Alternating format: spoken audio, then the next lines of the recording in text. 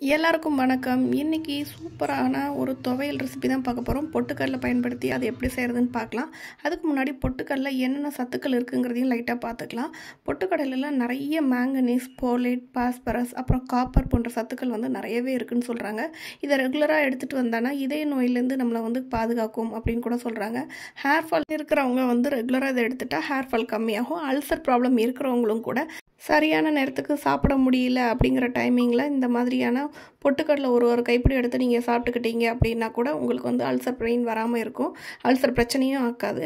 So அதனால் அடிக்கடி நீங்கள் பொட்டுக்கடலை சேர்த்துக்கோங்க. இப்போ பொட்டுக்கடலை துவையல் பண்ணுறதுக்கு ஒரு கைப்பிடி அளவுக்கு பொட்டுக்கடலையும் கொஞ்சமாக 2 பல் பூண்டு சேர்த்துருக்குறேன். அப்புறமா கொஞ்சமாக ஒரு சில அளவுக்கு தேங்காய். அப்புறமா இதுக்கு காரம் அதிகமாக எடுக்காது. ஸோ அதனால் ஒரே ஒரு பச்சை மிளகாய் நான் சேர்த்துருக்குறேன்.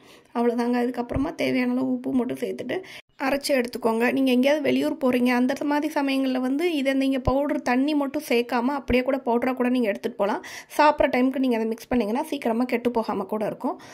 இதை நீங்கள் புளி சாதம், லெமன் சாதம் இதுக்கு சைடிஷாக கூட நீங்கள் வச்சு சாப்பிட்லாம். மறக்காமல் நீங்களும் உங்கள் வீட்டில் ட்ரை பண்ணி பாருங்கள். பிடிச்சிருந்தா சப்ஸ்கிரைப் பண்ணுங்கள். தேங்க்ஸ் ஃபார் வாட்சிங்.